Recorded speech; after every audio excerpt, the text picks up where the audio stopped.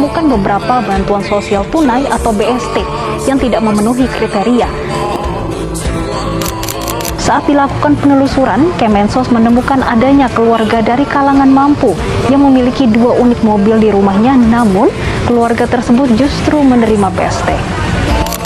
Banyaknya keluhan dari masyarakat karena pembagian bansos tidak tepat sasaran. Hal ini membuat gejolak di masyarakat.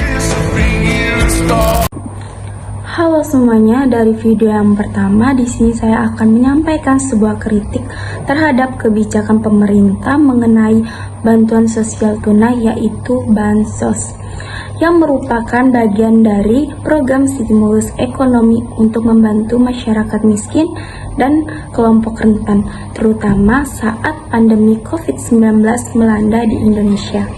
Ayo kita simak sama-sama.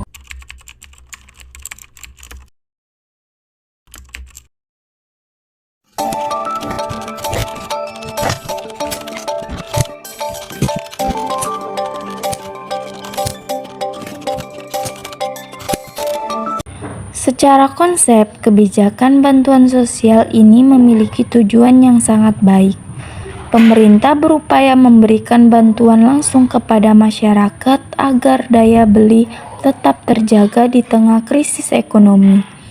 Bansos diharapkan mampu menjadi penyangga hidup masyarakat kecil yang kehilangan mata pencarian akibat pembatasan sosial dan menurunnya aktivitas ekonomi.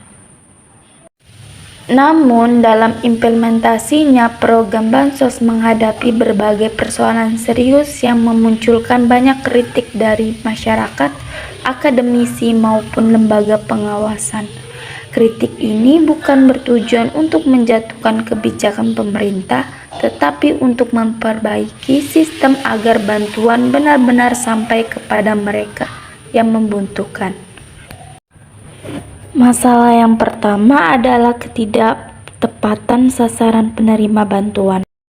Lagi-lagi, kali ini penerima bantuan sosial salah sasaran kembali terungkap.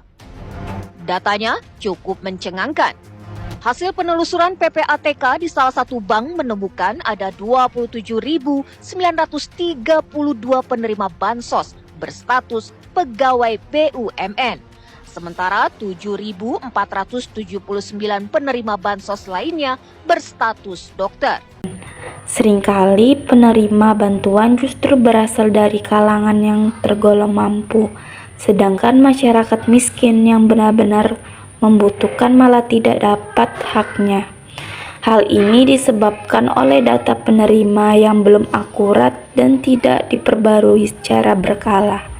Akibatnya muncul istilah bansos salah alamat yang menggambarkan bahwa bantuan tidak sampai ke tangan yang seharusnya. Masalah yang kedua yaitu kurangnya transparansi dan pengawasan dalam penyaluran bantuan.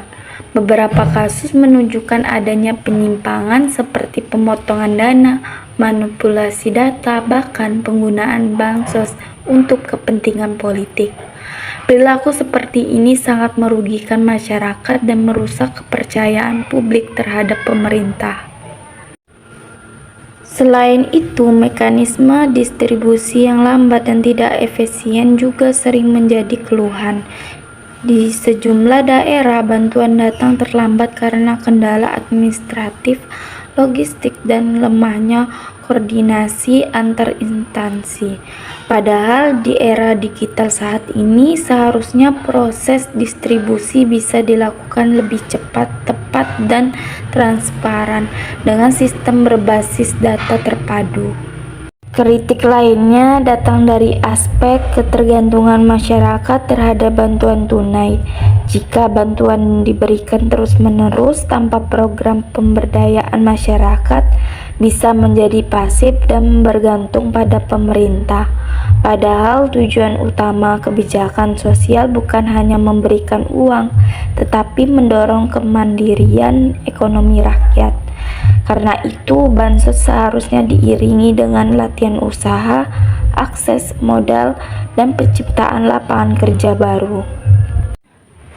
Dalam perspektif ekonomi syariah, bantuan sosial sebenarnya sangat sejalan dengan prinsip ta'awun atau tolong-menolong serta keadilan distributif. Namun, jika dalam pelaksanaannya muncul rasa ketidakadilan atau kecemburuan sosial karena data yang tidak akurat, maka kebijakan ini harus segera dievaluasi. Keadilan sosial tidak hanya tentang besarnya bantuan, tetapi juga tentang kejujuran dan kepercayaan dalam proses penyalurannya. Melihat berbagai persoalan tersebut, sudah saatnya pemerintah melakukan perbaikan menyeluruh terhadap sistem bansos dengan langkah-langkah seperti berikut. Yang pertama, memperbarui data penerima secara rutin dan transparan. Yang kedua, melibatkan masyarakat dan lembaga independen dalam pengawasan. Yang ketiga, menggunakan sistem digital terpadu agar proses penyaluran bisa dilancar secara real time. Yang keempat, mengintegrasikan bansos dengan program pemberdayaan ekonomi agar masyarakat tidak hanya menerima tetapi juga mampu mandiri.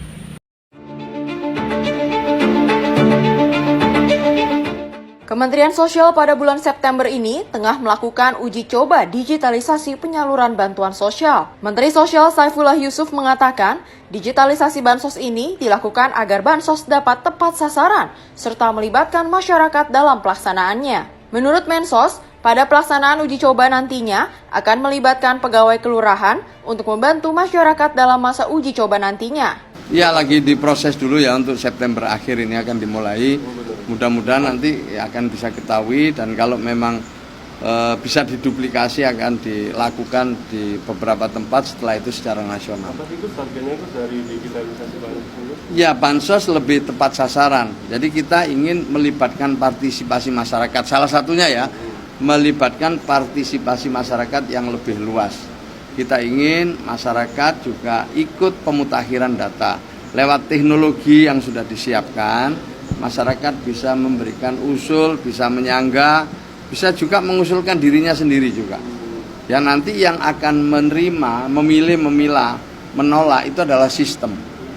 Jadi sistem bukan lagi orang ketemu orang. Kalau orang ketemu orang itu kan kadang-kadang ada biasnya. Diketahui saat ini Kemensos sendiri telah menggunakan data tunggal sosial ekonomi nasional untuk proses penyaluran bantuan sosial. Dengan langkah-langkah tersebut, bansos dapat menjadi kebijakan yang tidak hanya membantu sementara, tetapi juga memberdayakan masyarakat secara berkelanjutan. Kritik terhadap bansos bukan berarti menolak bantuan itu sendiri. Sebaliknya, kritik adalah bentuk kepedulian agar kebijakan publik berjalan lebih baik, tepat sasaran, dan berpihak kepada rakyat yang benar-benar membutuhkan. Mari kita sadari bahwa kebijakan bansos bukan hanya urusan pemerintah semata, tetapi juga tanggung jawab bersama sebagai warga negara. Kita sebagai masyarakat perlu ikut mengawasi, menyuarakan kebenaran, dan memastikan bantuan benar-benar sampai kepada mereka yang berhak. Transparansi bukan hanya soal angka dan laporan, tetapi tentang kepercayaan antara pemerintah dan rakyat. Bansos yang tepat sasaran dan dikelola dengan amanah akan menjadi wujud nyata dari keadilan sosial sebagai cita-cita bangsa kita yang tertuang dalam sila kelima. Pancasila, keadilan sosial bagi seluruh rakyat Indonesia. Oleh karena itu, mari bersama-sama mendorong agar setiap kebijakan sosial dijalankan dengan prinsip kejujuran, keadilan, dan kepedulian terhadap sesama. Karena sejatinya kesejahteraan bangsa tidak hanya dibangun dari bantuan yang diberikan, tetapi dari kepercayaan dan tanggung jawab yang dijaga. Baiklah, itu saja pemaparan video yang dapat saya sampaikan. Semoga kedepannya program bantuan sosial di Indonesia semakin transparan, adil, dan efektif, sehingga benar-benar menjadi solusi bagi kesejahteraan masyarakat kecil.